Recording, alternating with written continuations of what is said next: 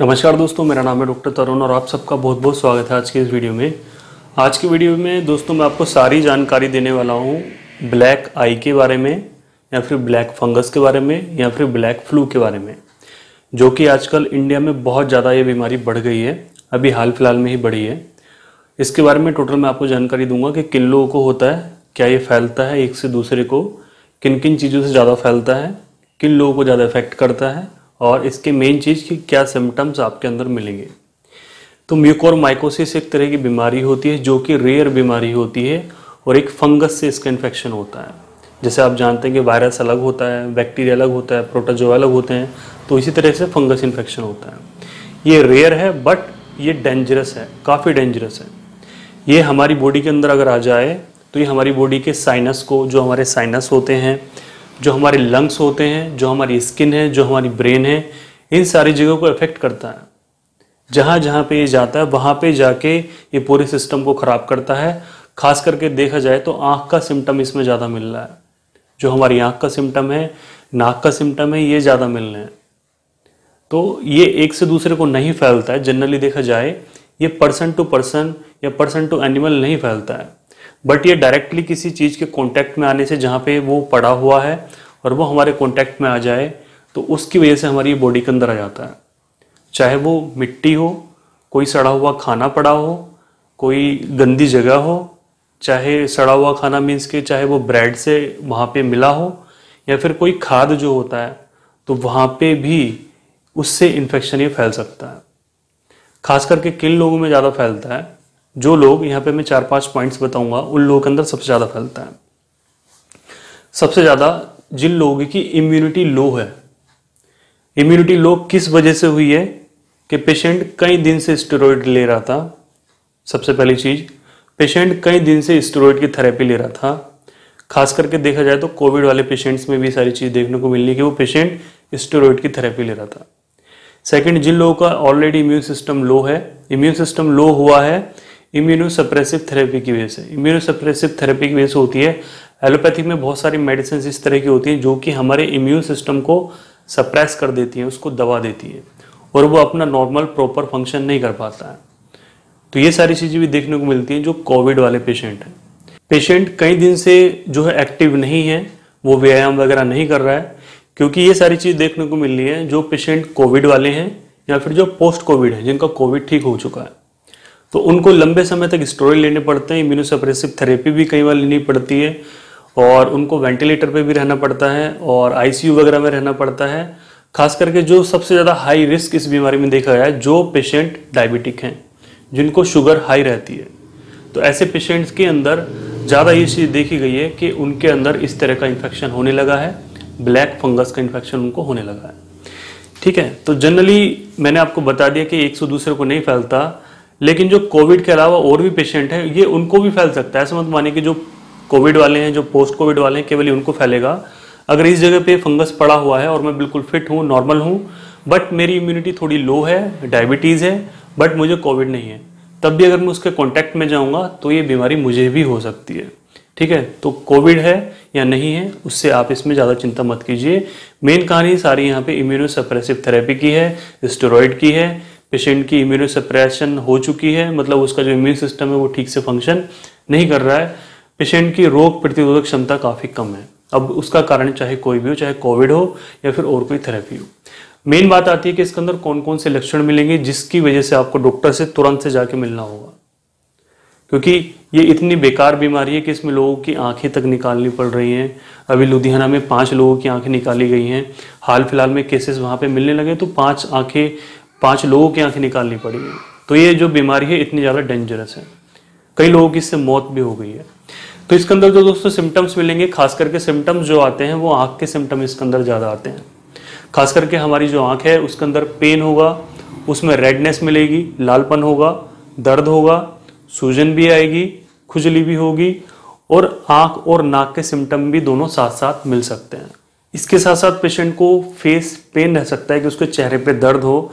इसके साथ पेशेंट को हो सकता है वो नेजल कंजेशन हो, कि उसकी नाक बंद बंद रह रही हो। नाक का सिम्टम और मिलता है कि पेशेंट की नाक के अंदर ब्लैक क्रस्ट जम रहे हो। ब्लैक क्रस्ट मीन्स के काले रंग की अगर पपड़ी निकल रही है तो ये समझ जाना चाहिए आपको कि आपके अंदर एक खतरनाक बीमारी आ चुकी है। ब्लैक पपड़ी अगर आप नाक के अंदर ये निकल आपके रही है। इसके साथ अगर आपकी आंख में सूजन आ गई है और उसी साइड के आपके चेहरे पे भी सूजन आ रही है, मतलब चीक्स पे सूजन आ रही है।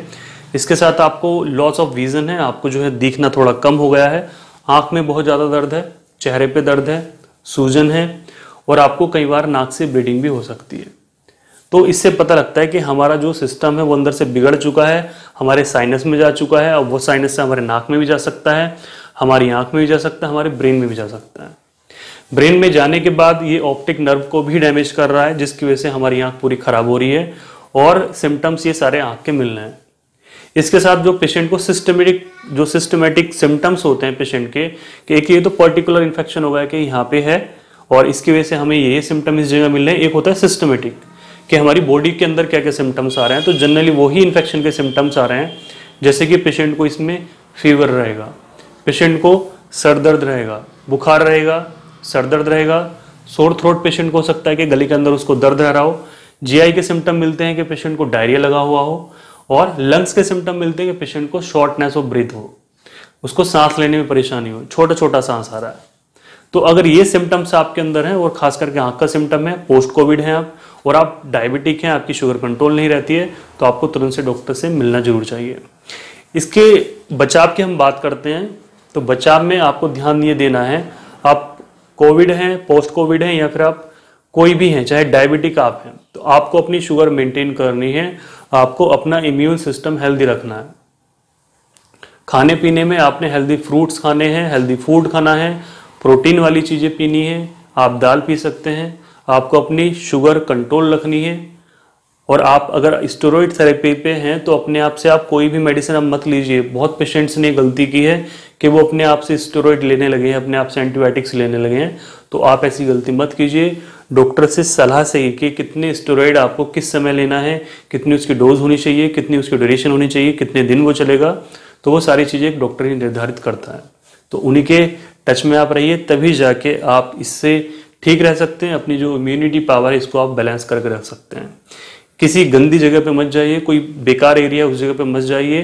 किसी भी डस्ट वाले एरिया में अगर आप जा रहे हैं, बाई चांस आपको जाना पड़ रहा है, तो आप कंप्लीट कवर होके जाइए, अपनी जो ये है सबको कवर करके जाइए, जूते पहन के जाइए और हाफ जो नेकर वगैरह पहन के मत जाइए, क्योंकि फंगस है, स्किन पे लगता है और फिर ये हमारी बॉडी के अंदर आ जाता है और इस तरह के सिम्टम से फैला सकता है। और हमारी इम्यूनिटी अगर कमज़ोर है, डायबिटिक है, पोस्ट कोविड है, तो ये सारी चीज़ें आपके अंदर आ सकती हैं। ठीक है, तो ये बहुत खतरनाक सी बीमारी आज के समय में साबित हो रही है, तो कोशिश कीजिए आप इससे बच के रहिए। तो अगर आपको इस बीमारी से बचना है तो आपको अपना इम्यून सिस्टम बिल्कुल ठीक रखना होगा, जिसमें आपको मैंने सारी चीज़ें बता दी कि आपको इसमें एक्सरसाइज भी जरूर करनी है। अगर आप पोस्ट कोविड हैं तो आप घर पर ही रहिए, खाने पीने का विशेष ध्यान दीजिए। जो आपके अंदर वीकनेस आई हुई है, जो कमजोरी आई हुई है, तो आप उसको आप पूर्ति कीजिए, चाहे किसी भी मेडिसिन से कीजिए, स्टेरॉइड को छोड़ के या फिर किसी इम्यूनोसप्रेसिव जो मेडिसिन होती है उनको छोड़ के। आप खाने पीने का विशेष ध्यान रखिए, जो इस सीज़न के फ्रूट्स चल रहे हैं आप उनका सेवन ज़्यादा कीजिए।